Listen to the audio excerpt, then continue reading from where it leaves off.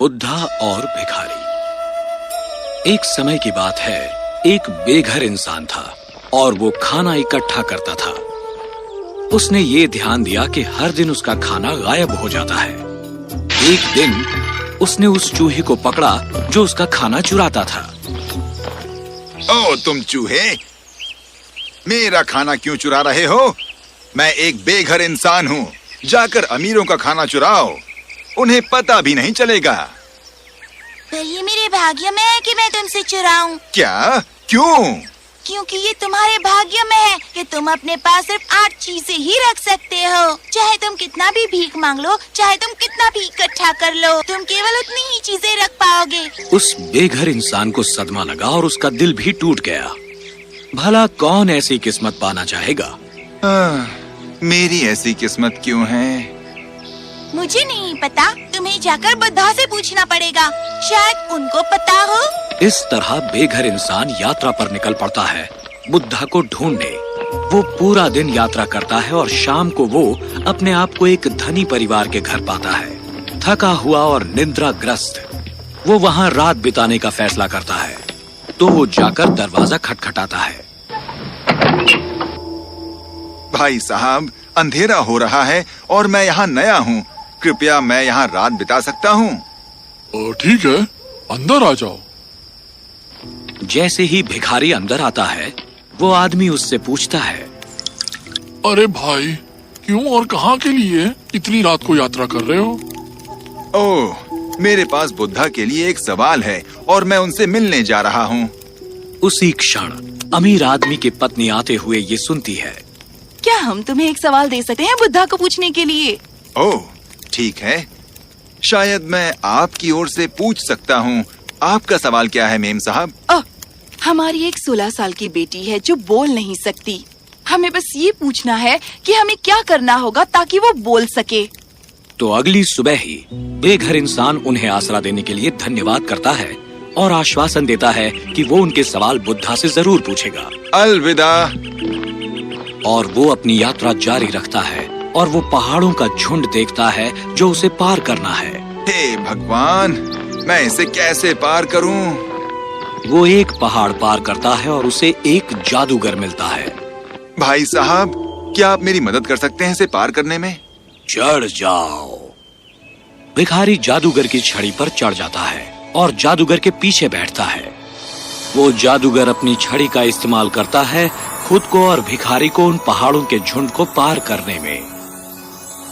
जैसे ही वो पहाड़ों के झुंड के ऊपर से उड़ते हैं, जादूगर उस इंसान से पूछता है, तुम कहाँ जा रहे हो? इन पहाड़ों को क्यों पार करना चाहते हो? मैं जाकर बुद्धा से मिलकर पूछने वाला हूँ मेरे भाग्य के बारे में। सच में? कृपया मैं भी एक सवाल दे सकता हूँ तुम्हें बुद्धा से पूछने के लिए? मैं 1000 साल से स्वर्ग जाने की कोशिश कर रहा हूँ और मेरी शिक्षा के अनुसार मुझे अब तक स्वर्ग चले जाना चाहिए था। क्या तुम बुद्धा से पूछ सकते हो मुझे क्या करना होगा स्वर्ग जाने के लिए? बेशक, मैं आपका सवाल उनसे पूछूंगा।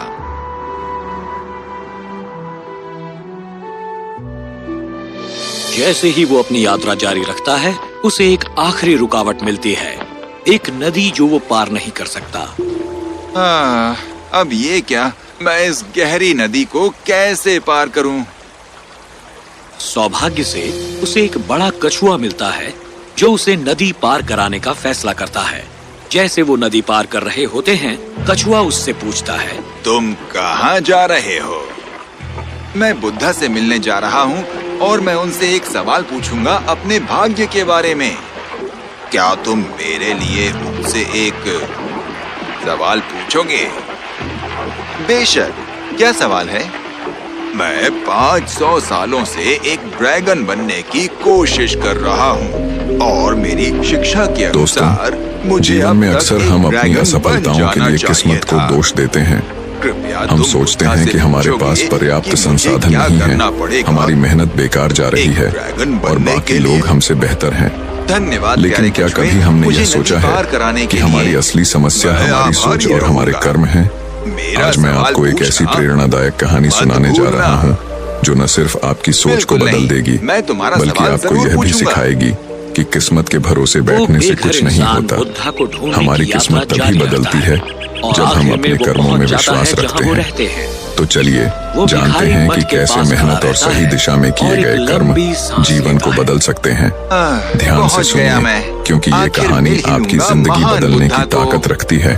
बहुत समय पहले की बात है। एक नगर में महात्मा बुद्ध ठहरे हुए थे। तभी वहाँ पर एक किसान आया और वह महात्मा बुद्ध से कहता है, हे बुद्ध, मेरी किस्मत बहुत खराब है। मैं जो भी काम करता हूँ वो सब बिगड़ जाता है। मुझे मेरी मेहनत का कोई फल नहीं मिल पाता। मैं एक किसान हूँ, मैं खेती करता हूँ, लेकिन मेरी फसल कभी अच्छी नहीं हो पाती और इसी वजह से मैं बहुत परेशान रहता हूँ। पता नहीं क्यों मेरे साथ ही ऐसा क्यों होता है। इसके उपाय के लिए मैंने कई साधु संतों से बात की, कई ज्ञानियों से उनकी राय ली। उन्होंने जो कुछ भी कहा मैंने वह सब कुछ किया। मैंने सभी तरह के अनुष्ठान, पूजा पाठ और यहाँ तक कि हर प्रकार के कार्य करके देख लिए, लेकिन फिर भी मुझे इसका कोई लाभ ही नहीं मिल रहा। और वहीं पर मेरे अन्य गांव वाले, उन सब की फसल बहुत अच्छी होती है, जबकि वह अपने खेतों में उतनी मेहनत भी नहीं करते, लेकिन फिर भी उनकी फसलें हमेशा ही बहुत अच्छी होती हैं। मैंने सुना है कि आप सभी की समस्या का समाधान करते हैं, इसीलिए मैं आज आपके पास आया हूँ। क्या आप मेरी समस्या का समाधान कर सकते हैं? हे तथागत, क्या आप मेरी किस्मत बदल सकते हैं? उस किसान की वह सारी बातें सुनकर महात्मा बुद्ध मुस्कुराने लगे और उस किसान से कहते हैं, भंते, तुम्हारी किस्मत तो पहले से ही बहुत अच्छी है, सब कुछ तो तुम्हारे पास ही है, फिर भला तुम ऐसा क्यों कहते हो कि तुम्हारी किस्मत अच्छी नहीं है? इस पर वह किसान महात्मा बुद्ध के इस प्रश्न का जवाब देते हुए कहता है, हे तथागत, मेरे पास क्या है? मेरी किस्मत इतनी खराब है कि जिस भी काम में मैं हाथ लगाता हूँ वह सारे कार्य बिगड़ जाते हैं। मैं चाहकर भी अपने खेतों में अच्छी फसल नहीं उगा पाता, जबकि वहीं पर मेरे गांव के अन्य लोग अच्छी फसलें उगा लेते हैं और वे लोग मेरी जितनी मेहनत तक नहीं करते। तो ऐसे में भला मेरी किस्मत कैसे अच्छी है? इस पर महात्मा बुद्ध मुस्कुराते हुए उस किसान से कहते हैं, भंते, तुम्हारे पास एक स्वस्थ शरीर है, तुम्हारे सभी अंग अच्छी तरह से काम करते हैं, तुम्हारा मस्तिष्क भी अच्छी तरह से काम करता है और तुम्हारे पास अच्छी खासी जमीन भी है। भला तुम्हारे पास किस चीज की कमी है? अगर ऐसे देखा जाए तो तुम्हारी किस्मत तो बहुत अच्छी है। इस पर वो किसान महात्मा बुद्ध से कहता है, हे तथागत, मेरी समस्या यह नहीं है, मेरी समस्या तो यह है कि जिन भी कार्यों में मैं हाथ डालता हूँ वह कार्य बिगड़ क्यों जाते हैं। रही बात जमीन, अच्छा शरीर, अच्छा मस्तिष्क और अच्छे अंगों की, तो वह तो सभी के पास है। मेरे सभी गांव वालों के पास भी है और उनके पास अच्छी जमीन भी है और तो और उनके पास अच्छी फसल भी है। इसी कारण वे लोग हमेशा सुखी रहते हैं, लेकिन मेरे खेतों में तो अच्छी फसल हो ही नहीं पाती। हर वर्ष मुझे एक भारी नुकसान झेलना पड़ता है।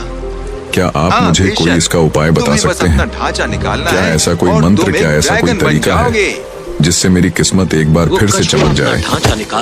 इस पर महात्मा बुद्ध उस किसान से कहते हैं, ठीक है, यदि तुम कोई उपाय चाहते हो या कोई मंत्र चाहते हो तो वह मैं तुम्हें अवश्य ही दूंगा, लेकिन उससे पहले मुझे यह बताओ, क्या तुम्हें पता है तुम्हारे खेत में खजाना है?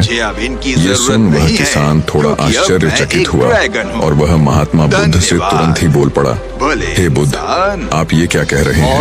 मेरे खेत में खजाना है और यह मुझे पता तक नहीं बताइए, वह खजाना कहाँ है? मैं अभी उसे जाकर निकाल लूंगा। बताइए बुद्ध, वो खजाना कहाँ है? इस पर महात्मा बुद्ध उस किसान से कहते हैं, भंते, वह खजाना तुम्हें ऐसे नहीं मिलने वाला, उसके लिए तुम्हें मेरा कार्य करना होगा। मैं तुम्हें जैसा जैसा कहूँगा तुम्हें वैसा ही करना होगा, तब जाके तुम्हें वह खजाना अवश्य मिल पाएगा। उस किसान ने महात्मा बुद्ध की सारी बातें सुनी और उसके बाद वह किसान महात्मा बुद्ध से कहता है, हे तथागत, बताइए मुझे क्या करना होगा? आप जैसा कहेंगे मैं वैसा करने के लिए तैयार हूँ, लेकिन मुझे बता दीजिए कि आखिर वह खजाना मेरे खेत में कहाँ पर है?